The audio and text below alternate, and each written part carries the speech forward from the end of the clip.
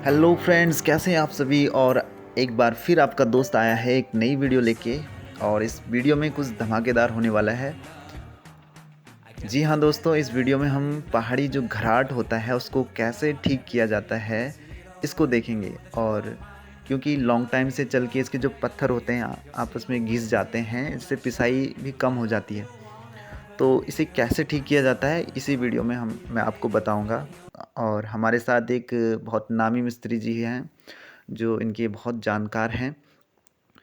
तो देखिए किस तरीके से इसको ठीक किया जाता है। सबसे पहले इसको पत्थर को ऊपर उठाना पड़ता है। तो ये काफ़ी टफ काम है। शायद मुझे भी इसमें हाथ लगाना पड़ेगा, काफ़ी भारी पत्थर है। तो इसके लिए लकड़ी का इस्तेमाल, ताकि हाथों पे चोट ना लगे, तो मुझे इसके लिए थोड़ा हेल्प करना पड़ेगा। इसके पीछे हमने पत्तियां लगाई ताकि, क्योंकि पत्थर भारी होता है जिससे जो फर्श है इसका जो टूटने का डर रहता है, ताकि टूटे ना। इसलिए इसके पीछे आप गट्टा या बोरी जो भी है आप रख सकते हैं। तो पहली बार आप घराट के अंदर क्या होता है ये देखने वाले हैं। ये देखिए दोस्तों, अब आपको इसके बारे में क्या बताऊं। दो पत्थर होते हैं, इसमें घर्षण होती है और इस घर्षण से ही अनाज की पिसाई होती है। तो इस तरीके से, और ये पत्थर ज़्यादा टाइम से चलने से क्या हो जाता है, घिस जाता है। तो इसको हमें बार बार जो है, मैं 1-2 महीने बाद हमें इसको कहें तो टंगारना, इसमें खुरदरापन लाना पड़ता है, ताकि आटे की जो पिसाई हो वो बारीक हो और अच्छी हो। पहाड़ों में ये घराट जो परंपरागत तरीके से आज भी प्रयोग किए जाते हैं। और यहाँ के स्थानीय लोगों का मानना है कि जो घराट का आटा होता है वो काफ़ी टेस्टी होता है, क्योंकि धीरे धीरे उसमें पिसाई होती है और आटे का जो है स्वाद बरकरार रहता है। बजाय कि मशीनों में क्या होता है, तेज़ी से घूमता है तो आटा एकदम जल सा जाता है, एक गर्म आटा फेंकता है, तो उससे स्वाद भी कम हो जाता है, ऐसा लोगों का मानना है। ये नीचे वाले पत्थर में एक बीओ लगा है जिसके ऊपर घराट घूमता है, जिसे मिस्त्री जी अभी निकाल रहे हैं। उसके चारों ओर लकड़ी लगाई गई है। इसके बीच में जो है ये घूमता रहता है। लकड़ी, इसमें बैरल का प्रयोग भी कर सकते हैं, लेकिन यहाँ पे लोग क्या है, लकड़ी का प्रयोग करते हैं। और हालांकि लकड़ी बार बार चेंज भी करनी पड़ती है। जैसे घिसना शुरू होती है तो घिसते घिसते कम हो जाती है, तो दोबारा इस लकड़ी को नॉर्मली इसमें बान जिसे कहते हैं, बान की लकड़ी का प्रयोग किया जाता है, क्योंकि ये काफ़ी धीरे धीरे घिसती है। इसी के नीचे चक्की होती है जो जिसमें पानी गिरता है और घूमता है। तो इसकी यही खासियत है कि ये पानी से चलता है। इसमें ना लाइट प्रयोग हो रही है, केवल पानी से चलता है। और आटा भी जो है बहुत ज़बरदस्त पिसाई होती है। पहाड़ों में आज भी इन घराटों से पिसाई होती है। जहाँ पर पानी है वहाँ तो ऑब्वियसली आपको ये मिल जाएंगे। हमारी सरकारें भी इन घराटों के रखरखाव के लिए जो है प्रयासरत है, और इन घराटों को लघु उद्यम की श्रेणी में भी रखा है। अब देखो दोस्तों, इसमें लकड़ी कैसे लगाई जाती है। जहाँ पर बैरल है उन्हें तो कोई दिक्कत नहीं है, लेकिन जहाँ पर लकड़ी प्रयोग की गई है उस लकड़ी को किस तरीके से लगाना है ये भी आप देख लीजिए। किस तरीके से जो है यहाँ पे जो है हमारे मिस्त्री कैसे लगा रहे हैं। तो देखिए 4 पीस उन्होंने पहले ही काट के रखे हैं बराबर साइज के, और इस लोहे के चारों तरफ इन पीस को लगाना है। पहले छेनी से छेद बना के इसके चारों तरफ, चारों दिशाओं में इसको लगाना है, और एक गहराई तक नीचे दबाने के बाद इसको छोड़ देना है, उसको काट देना है। तो जो थोड़ा बहुत जो ढीलापन रहता है वो इससे पूरा हो जाता है।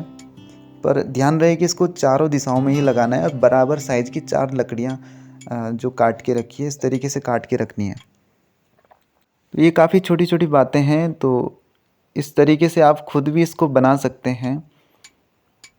कभी भी लगे कि कुछ थोड़ा बहुत घराट में ढीलापन है, इधर उधर भाग रहा है, तो समझ लीजिए कि जो लकड़ी है उसकी घिस चुकी है, और इसको लकड़ी को दोबारा लगाना ज़रूरी है, क्योंकि धीरे धीरे लकड़ी घिसती है तो कम हो जाती है। जहाँ पर बैरल लगे हैं तो वहाँ पर तो कोई दिक्कत नहीं है। तो मैं इनको भी यही कहना चाहूँगा कि यहाँ पर भी बैरल लगाए जाएं, ताकि समय की बचत हो। और बैरल से काफ़ी अच्छी पिसाई भी होती है, क्योंकि बहुत तेज़ घूमता है। बैरल में कोई घर्षण नहीं होता है।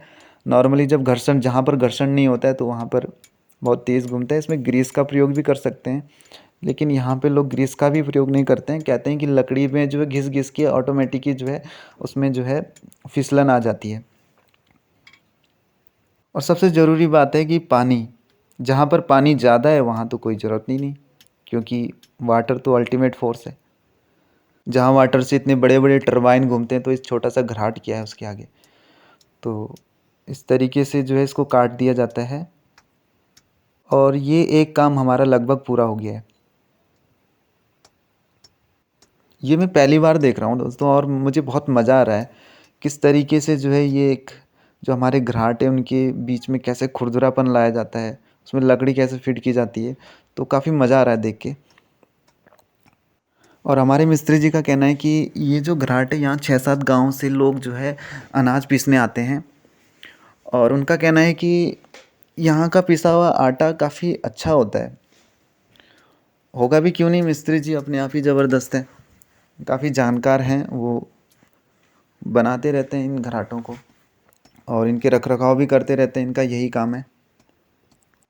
इसके अलावा ये और भी काम जानते हैं, ये धान कूटने की मशीन भी बनाना जानते हैं, और मकान बनाना और मकान का नक्शा बनाना ये काम ये बखूबी कर लेते हैं। इनके पास कोई इंजीनियरिंग की डिग्री नहीं है, लेकिन कहें तो किसी इंजीनियर से कम नहीं है, काफ़ी जानकार हैं।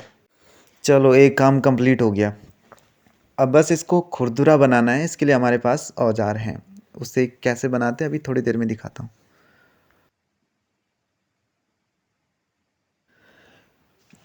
इसको कर दिया वापस फिट। ये देखो मकड़ी भी देख रही है कि क्या कर रहे हैं। अरे बहुत ज़बरदस्त बना है यार। इस तरीके से निशान लगाना है आपको, बीच में दूर दूर और किनारे में पास पास, इस तरीके से गहरा गहरा निशान लगाने हैं, और ताकि खुरदुरा रहे। इसी तरीके से नीचे वाले को भी आपको वैसा ही करना है।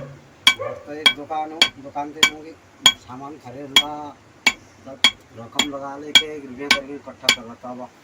ये तो क्या था, चलो खेती भी निकल रहा, घट्टे बैठे हो चलो। तो देखा दोस्तों, घराट भी क्या है, एक दुकान है। तो देखिए दोस्तों, घराट में जो भी समस्या थी हमने ठीक कर दी है। इसके लिए इंजीनियर को एक लाइक ज़रूर बनता है।